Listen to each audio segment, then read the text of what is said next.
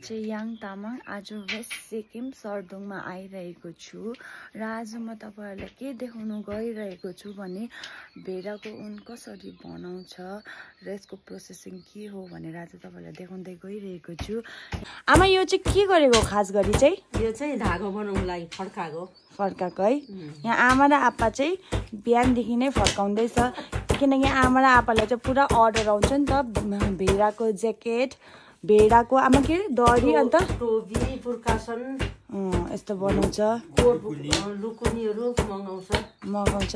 त्यही कारण बिहानदेखि नै आमा र आप्पा चाहिँ 7 बजेदेखि नै यस्तो गर्दै रहेछ। पहिला उहिले बाजे आमाहरूले बाउले गर्थे र मैले पनि यसरी सिक्यो अनि यतिकै अहिलेसम्म गरिराखेकै छ। यो उहिले बाजे पुर्खाहरूले गरेको काम हो। यो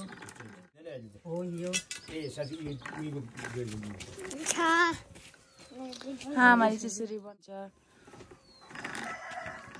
दिनमा त पाको भएपछि फेरि आँखाले कमजोरी भएपछि त सक्दैन बनाउनु नि आमा, हुँदैन सक्दैन। आमाहरू होला त जिउ पछि त अब कसले गर्ला अब छोरी बुहारीहरूलाई अलिक सिकाइ भन्दैछ, भन्नु चाहिँ अब सिक्नु मान्दैन।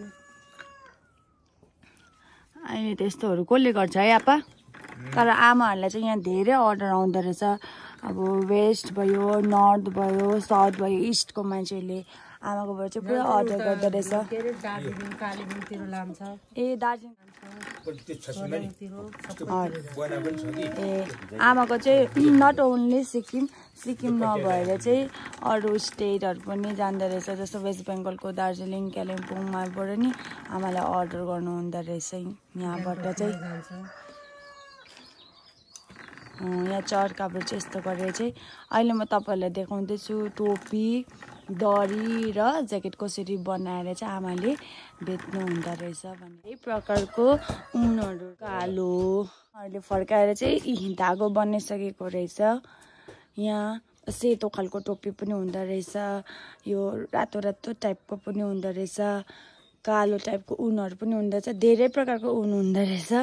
आमाहरू चाहिँ बिहानदेखि चाहिँ यही फर्काएर चाहिँ त्यहाँदेखि चाहिँ चक्रले घुमाएर चाहिँ यसरी ऊन बनाउँदो रहेछ, ऊनको धागो बनाउँदो रहेछ। अनि आमाहरूले चाहिँ कसरी दरी बनाउँछ, कसरी टोपी बनाउँछ तपाईँहरूलाई अहिले देखाउँछु। चर्का चाहिँ यसरी चलाउँदो रहेछ नि त आमाले। अब काड्यो फर्काएपछि चाहिँ यो चाहिँ यस्तो बनिन्छ। यसरी बुर्कासन भन्छ यसलाई चाहिँ। यसलाई चाहिँ बुर्कासन भन्दो रहेछ गाइस। असनी भन्छ। पूजाआजामा यसो ओछ्याएर पूजाआजामा त काम चल्छ। अनि यो चाहिँ लुकुनी भन्छ यसलाई चाहिँ। यो चाहिँ यसरी लाएर यो चाहिँ भेडा गोसा लाएर यसरी लाउँछ बोखु। यसरी यसलाई चाहिँ के भन्छ आमा? बोखु भन्छ यसलाई। बोखु, गोठाले बोखु। ए गोठाले बोखु। यहाँ चाहिँ टोपी भाइले लगाइरहेको चाहिँ टोपी। यो चाहिँ टोपी। हेरौँ त भाइ एकछिन टोपी। ए यसलाई चाहिँ टोपी भन्दो रहेछ है गाइस। टोपी भन्छ त्यसलाई चाहिँ। आमाले यहाँ पनि रातो खालको दरी बनाइरहेछ। अब धेरै प्रकारको ऊन हुँदो रहेछ, रातो, कालो, सेतो। आमाले चाहिँ यो रातो खालको चाहिँ बनाएको रहेछ दरी। यो त कहिलेको हो, पुरानो। यहाँ चाहिँ यो दरी भन्दो रहेछ यसलाई। रहेको चाहिँ अस्कोट र टोपी भन्दो रहेछ। अब पछाडि फर्किदिनु त कस्तो देख्दैछ। अब यो अस्कोटको मात्रै कति हो? 8,000। यो माथि टोपीको 1,000 है। 9,000 टोटल चाहिँ अस्कोट र टोपी गरेर चाहिँ 9,000 गर्दो रहेछ है गाइस। तपाईँहरूले अर्डर गर्न सक्नुहुन्छ।